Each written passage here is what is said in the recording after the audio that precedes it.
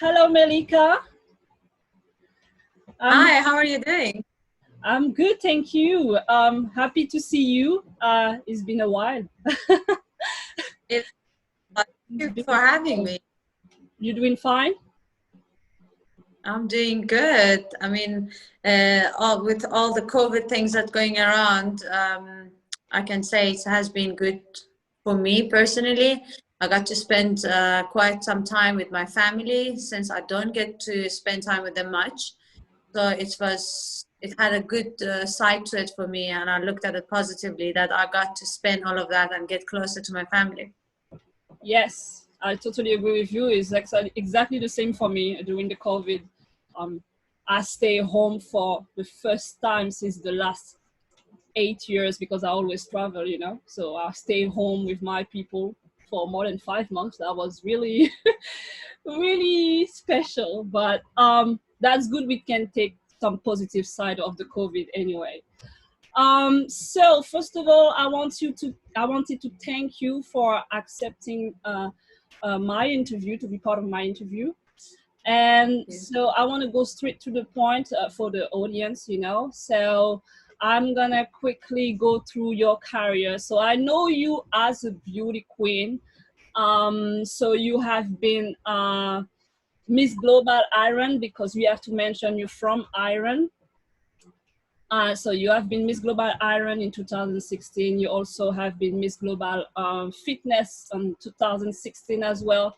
And I did met you at Miss Power Woman, and you won and become Miss Power Woman 2017. Um, so let's let introduce yours let you introduce yourself and tell us a little bit about you, where you're from, and how you get your journey from beauty queen to the poker industry. That's a great question, actually. Well, I was born in Iran and I left Iran when I was 15 years old. I moved with my mother to South Africa, and that's where I finished my studies. I can say, I mean, I was always much more into poker and doing magic. And being a beauty queen, it just came. I always had the back of my mind. Everyone was telling me you should go for Miss South Africa, you should do this, but I never actually put an effort or energy to actually go and do it because personally, I never. Uh, mm, I was interested, but I was putting more time on work and family stuff, so I was busy doing other things. Um, and I guess when you want something, life somehow brings it to you. I really highly believe on that. And it came to me, and someone I remember from Miss Global, I got contacted by them, and I got selected as one of the Iranians that could be nominated for Miss Iran. And the whole journey started from there when I went for Miss Global in the Philippines. And obviously, I wanted to explore more and to become more involved in this industry after 2016. And that's why I took part in 2017 Miss Power Woman. And from there, I mean, always poker was part of my life since I was much younger. And when I was 16 years old, I was playing like home games with friends. Where beauty pageant came much later after that to my life. Yes, but hand in hand, both goes together. But it's something completely different for someone that is beauty queen to do to be a professional poker player or be a magician. Yes, actually you also have some magic skills. So I don't know anything about that side of you. What is it exactly you doing magic? You doing shows and everything? I used to basically travel the world and perform for big events and functions. I'm a close-up magician, so I do a lot of close-up magics, mind readings. So that was also a part of my life, a part of my journey in life, and I don't do that anymore. I'm very much focused right now into my poker and my personal life and business. Okay. Okay, so let's go back to your poker journey. So you start since very young, apparently, but you recently, I don't know if it's your first time actually, or if it's maybe one more in your list, but you won a certain amount. That was the first time, or you already won before?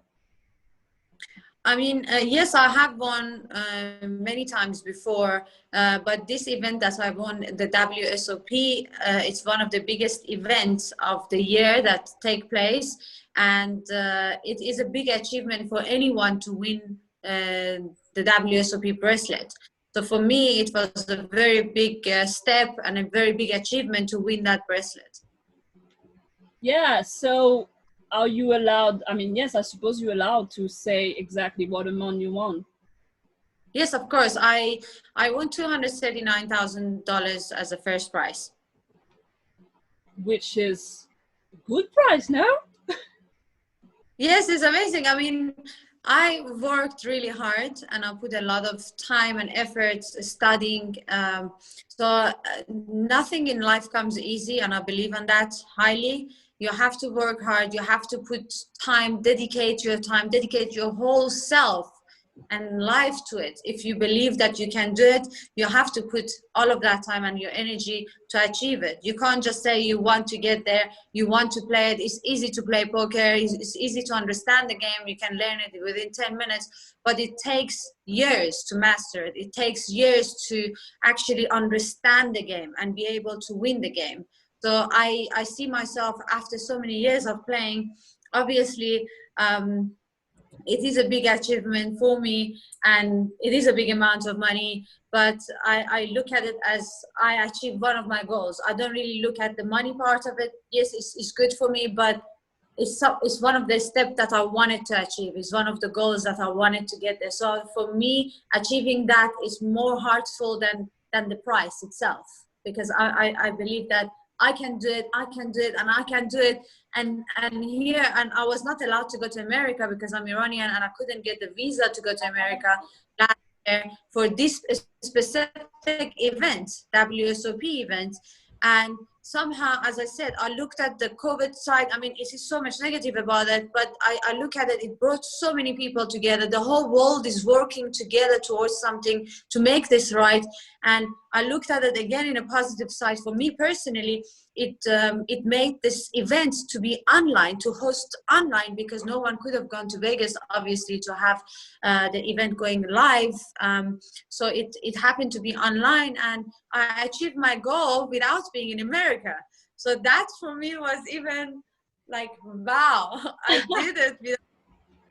I couldn't be there. I couldn't even get there this year because I wouldn't be able to get a visa with my Iranian passport.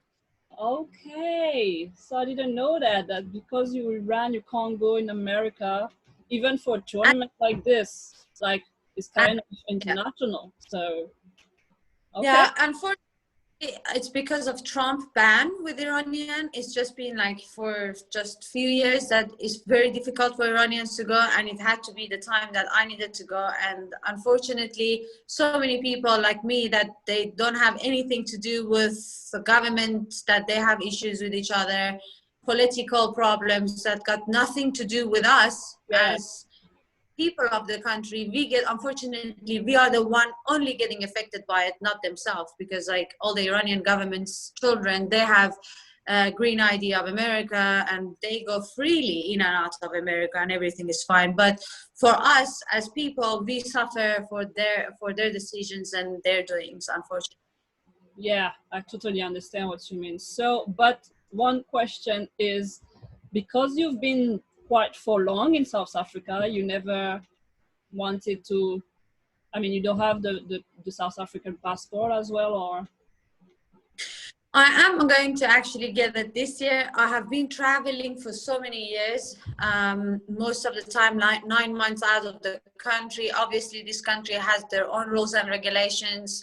So I had to abide with that rules. I am South African permanent resident. I have a South African ID. So by 2021, I will have the South African passport.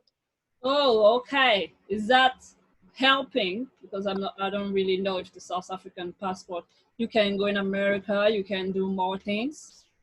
Yes, of course, it is much more open. I mean, you can go, you can get an American visa for 10 years.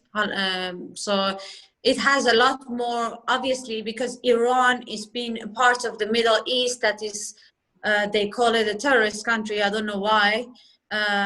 You are banned to so many countries, or it is so difficult for you to get a visa as an Iranian if you are in Iran. For me, I'm privileged because I live in South Africa, I have a South African ID. I go to many countries. Like, I get visa. Obviously, I need to get visa, but it's much easier for me because I have a South African ID to Yeah. get to get. But if you are living in Iran and you want to get the visa to go to even Europe for Schengen, it is so difficult. It is so difficult for those people to be able to get a visa, and it's just unfortunate. Oh, yeah. Okay. Well, let's carry on. So on your poker, um, as a poker player, you actually, so you won, but I wanted to ask you, being a woman in this industry, is it difficult compared to the men? Because it's quite masculine as an environment, no?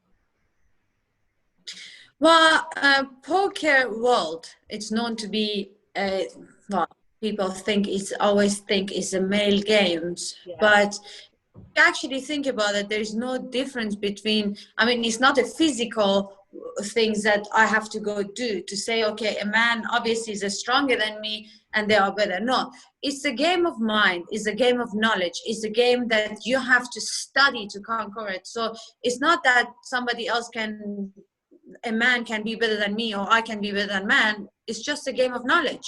If you put your time and study, it's a game of math. If you have to understand the game, you have to study it to be able to play it.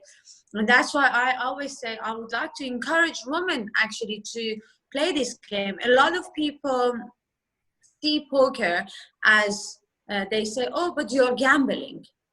And I just want to clear that poker is not a gambling, because gambling is when you go to a casino and you play blackjack, you play roulette. It's a set, you cannot win the casino. Otherwise the casino would never make money, obviously.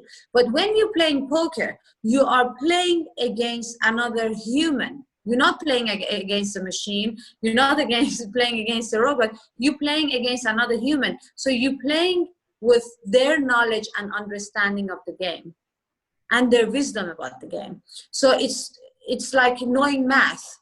If you're good at it, somebody else not. I mean, then you can win it.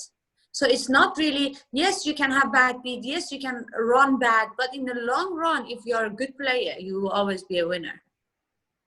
Yes, I totally got this.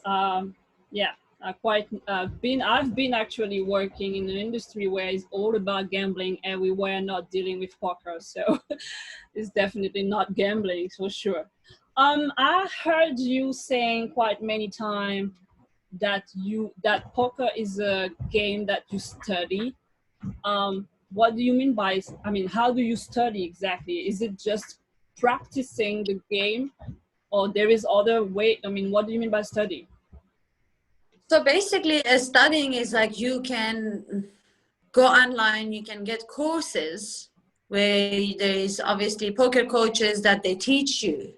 They teach you different ranges. I mean, for someone who wouldn't understand poker, when I explain all of this, they be like, oh my God, but it's like another language you're talking to me. It's completely different language.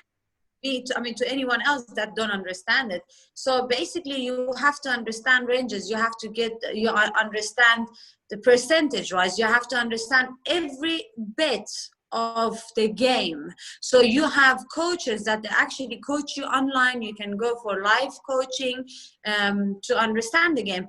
And I can easily say it doesn't matter how many years you study. It's not enough. It doesn't have an end to it, because every day you're learning something new. Every day you go like, wow. It's not, it doesn't have an end. You say like, okay, I studied 5 years now and I think I know everything. No, every 6 months there's a new strategy. it changes all the time. So you have to keep constantly studying about the new strategies that's coming up and everything that goes around the book. You have to keep yourself updated all the time.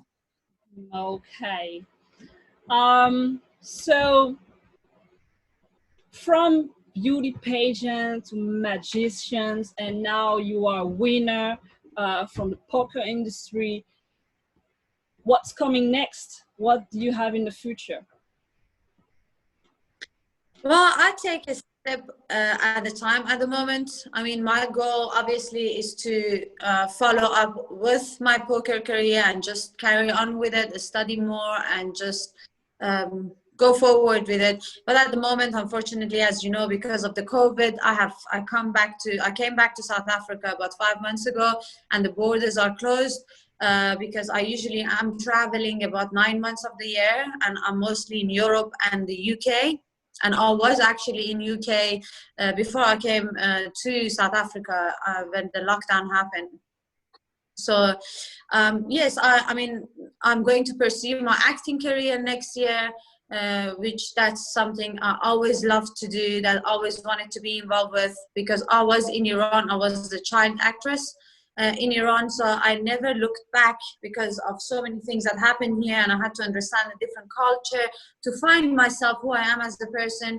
Obviously, life took a different path. I went and I was doing a magic shows. I was a magician. Then I was beauty queens. Then I find myself now. I'm also going to pursue my other dreams, which was acting, which I'm going to do that next year.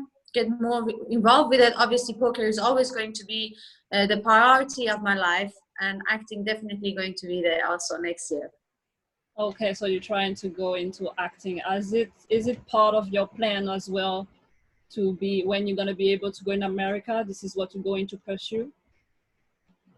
For me, it's not a must thing. If I can't go, it's not. I mean, yes, it's difficult because it's one of the biggest poker tournaments being held in Vegas, which is WSOP, that was run online this year, which I was so grateful for. I would obviously try, but I'm not gonna give up just because they're not gonna give me visa. I will find the ways. I'm not going there for any wrong reasons. I'm going there to fulfill my goals and my dreams, and I'm not harming anyone, obviously. And it shouldn't be that difficult. We will have to obviously wait and see what's going to happen with the election in America. I see. I'm gonna ask you now a question. If you want to answer, you can. If you don't want, it's okay. But what about your private life? You married, or you have a family? You have a boyfriend? I'm not married and I don't have kids. That's a question that a lot of people ask me, if you're married, if you have ever been married or have kids. No, and I don't have kids. So. And this is not planned? Not right now. I'm very focused on my life and my career. I always wanted to be independent. I always wanted to build up something myself. Unfortunately, in Iran, being a woman, you're always being chosen as to who they want to come and marry. You always get chosen to marry someone. Yeah. And I always said, I want to be chosen, I want to choose. And for that, I had to give myself that security and independency to be able to do that. And I'm not looking for anything else in life, but making myself completely independent and being a power woman. Great. Okay, so we're going now to the last question before we leave. What will be your advice for our audience, for the young generation? What will you advise them?